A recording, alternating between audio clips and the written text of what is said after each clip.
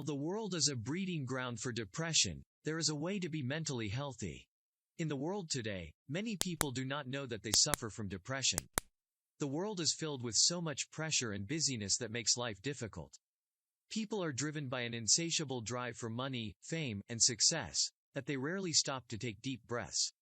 In a quest to keep up with the limitless demands, people make efforts to jumble a lot together. This multitasking has driven the majority mad. Even computers suffer for it, they crash from too much work. The 21st century is a huge piece of work. It's too hard, too fast, and too full of fear. It's difficult to keep up with the happenings. For this reason, there is no room for humans to understand their moral landscapes. Many people are roaming the streets broken and depleted, but things don't have to be that way. This summary is designed to help everybody fix themselves and maintain a sane mind. The chapters below will help you gain a deeper knowledge of yourself and thus, be able to fix yourself. With practice, you can become a master of your own mind. Everyone feels a sense of emptiness inside and thus, keeps pushing for more. Humans are slave drivers to themselves. This is because they all have an inbuilt propellant that compels them to achieve more and move forward. Everyone has a selfish gene, the foremost force that drives each person to press on. Parents also have a role to play in this curse. All their complaints add to their children's striving nature. Of course, they mean well, when they scream, "You shouldn't," or, "You should have." However, these sentiments stay in their children's heads forever. Those corrective voices can either drive a child mad or help them navigate through obstacles in life. Usually, people pretend to be terribly busy and important. Many do this to compensate for the feelings of uselessness that have grown in them. So, they run. They run because they do not want to look inside and find that it's empty. Our brain has been shaped by evolutionary pressure over time to provide our bodies with ever more efficient ways of surviving and reproducing. It doesn't care about happiness, it has things to do, places to go. Ruby Wax. Many people try to act more busy than they actually are. Society worships busyness, so everybody tries to play the part. People try to seek love and validation by shopping, buying things they don't even need. What a man wears, designer or not, is his means of identity. Another thing that defines an individual is his or her answer to, "What do you do?" People's identities are on their business cards, new titles emerging daily to define abstract roles. Each person thinks that somewhere inside, he or she has a purpose. However, most of the time, it is nothing but delusion. The truth is that emotionally, everybody has a long way to go. Due to insatiable desires, humans often do not see the blessings around them. The following are a few emotional deficiencies common to many. Envy. Sometimes, people lust for things they don't want. No matter what it is, they want it. It doesn't end there, people go as far as wishing death upon whoever has it. Rage. Anger is a common ailment in the human psyche. This minute, one could be a perfectly civilized person, and then the next thing, one turns into an unrecognizable angry demon. Deception. Humans have the inbuilt skill to manipulate situations in their favor. If a man wants, he can ruin someone's chances of getting a job, partner, money, etc. Humans are nothing but animals under the skin. They make devious moves for survival's sake. Facial expressions. Evolution has provided people with a number of facial expressions to throw others off trail of what's truly going on in their heads. People laugh, even when deep down, they're nowhere close to happy. Jealousy. Many people might not be expressive with feelings of jealousy like kids. But adults too, are naturally jealous beings. Everyone has different yearnings. People go from wanting basic amenities like food, water, and simple accommodation, to craving a private jet with a jacuzzi. And the failure to get what one wants will leave one in a state of permanent desire. Humans are blessed with the basics for survival: fresh breath, eyes to see, ears to hear, and best of all, a mouth to talk and eat. But even with all these daily miracles, people still suffer, and it's because of negative thinking. Even if they are not exactly in a state of wanting, humans are always waiting for what's going to happen soon. Mental illness is real and is not a respecter of anyone. Depression might seem exaggerated, but the truth is it is a real issue. Many are at the mercy of their compulsive emotions, and this often leads to depression. Depression doesn't care if you're famous, live in a mud hut, or what culture you come from. It can happen to anyone. One thing about depression is that it isn't sneaky.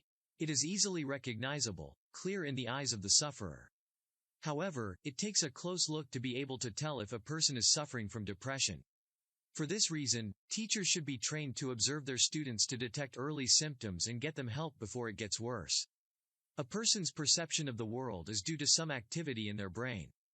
The brain and the mind, moods, emotions, thoughts, memories, personality traits, etc., are intrinsically intertwined.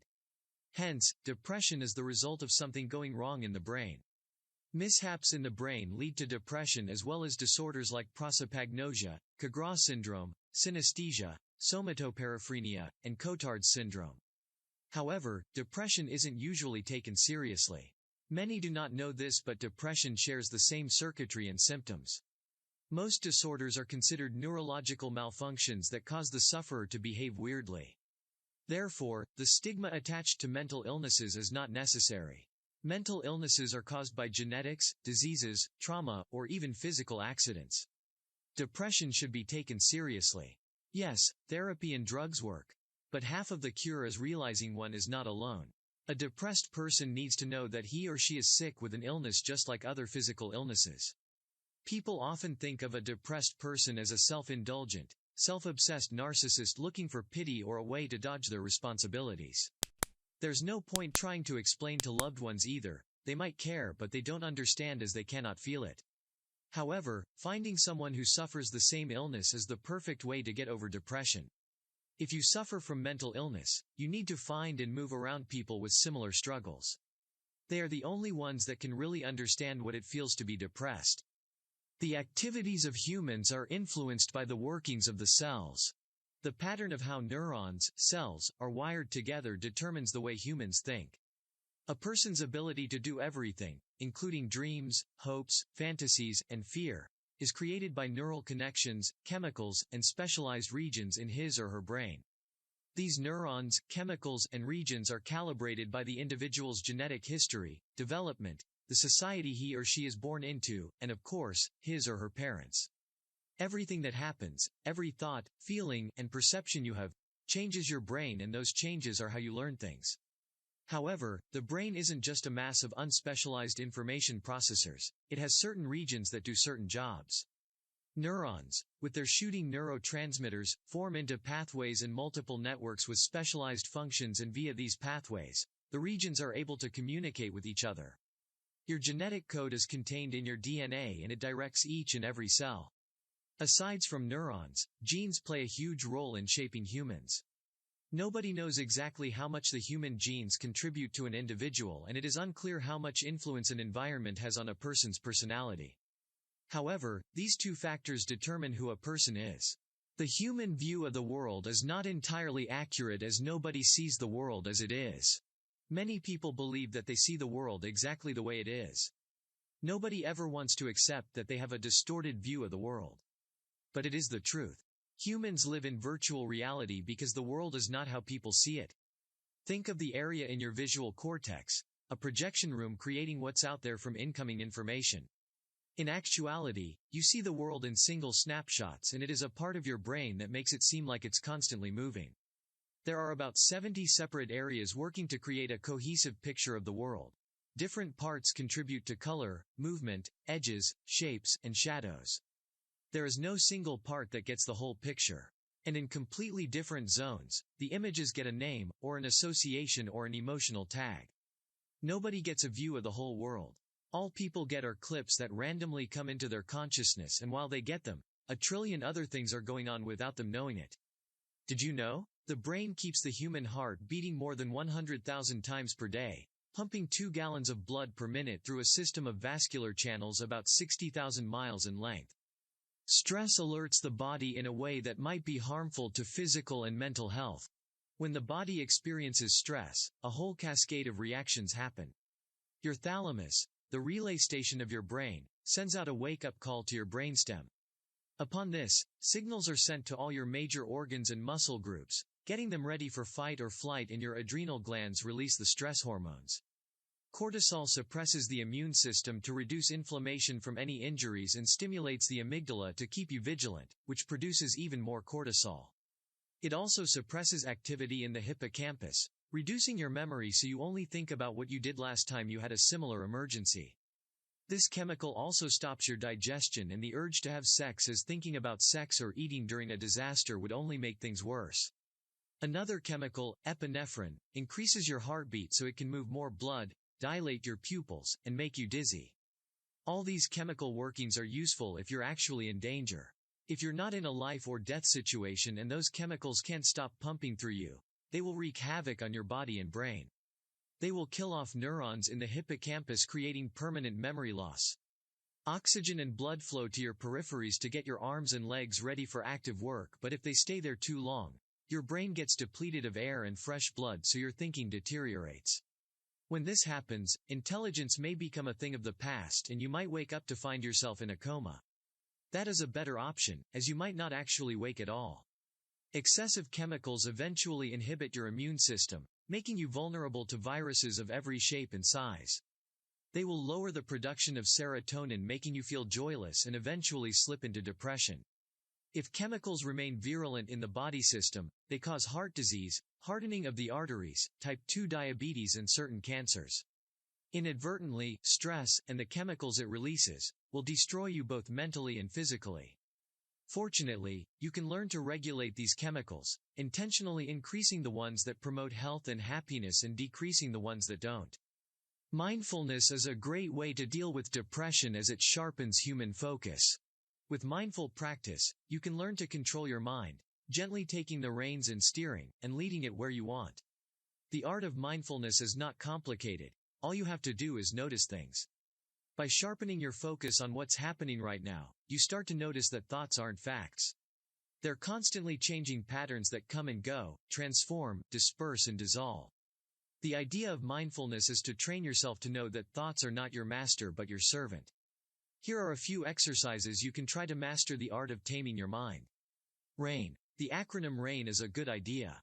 It stands for recognition, acceptance, investigation, and non-identification. You start with recognizing the emotion, fear, rage, or sadness. The next step is dumping every iota of blame and shame. Then, you need to send the focus of attention into wherever the emotional pain is in your body. Is your chest tightening? Is it a stomach churn? Once you have an answer to that, the next thing is stepping away from the emotions. With that distancing, you get to develop self-regulation. Of course, you won't automatically snap out of sadness, but you'll give yourself the gap to identify and explore your emotions. Stop and notice. This exercise takes only 5 seconds. The idea is to pause in the middle of an activity and closely observe your mind and body. When in the middle of something, stop and notice what's going on in your mind and body, then move on. You can do this when you get the first hint that you are starting a new activity, such as brushing your teeth, taking a shower, taking out the garbage, or doing the laundry. Focus on your feet. Stand or sit on a chair with your feet on the floor, with your spine straight but not rigid. You can either shut your eyes or lower your gaze. Now, pay attention to the feel of the ground. Notice the precise sensations, the weight, temperature, tingling, or nothing at all. Notice when your mind takes over with its commentary, and as soon as it does, note where it took you and bring your focus back to your feet. Conclusion. Human life is full of uncertainties. There is also very little one can change, therefore, it is pointless holding on to anything. It only creates suffering. In order to survive, your brain fools you into believing that there are fixed patterns in the world and humans can actually create permanent plans. The human brain is always chasing after past moments and trying to control them. But you should know that this can't work, and try to gain control over your thoughts. If you let your thoughts drive you, they will only choke you with bitterness. You will become unduly hard, judgmental, and intolerant, and your world will become more narrow and dull. You have the ability to regulate your attention and pave your way to health and happiness. All you have to do is reduce your reactive nature and cultivate positive emotions.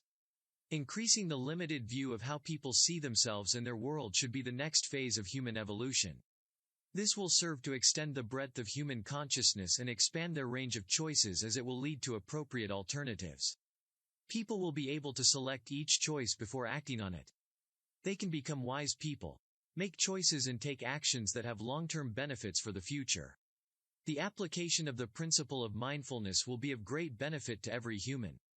It will have an impact on social inequities, climate crisis, poverty, and disease. Mindfulness can indeed help create a world where it's not survival of the fittest but survival of the wisest. Try this. Surprise yourself and break habits. Each tiny change of habit you make opens up a small chink in the wall you've built around yourself. Soon enough, you'll be able to break free from the prison you've created.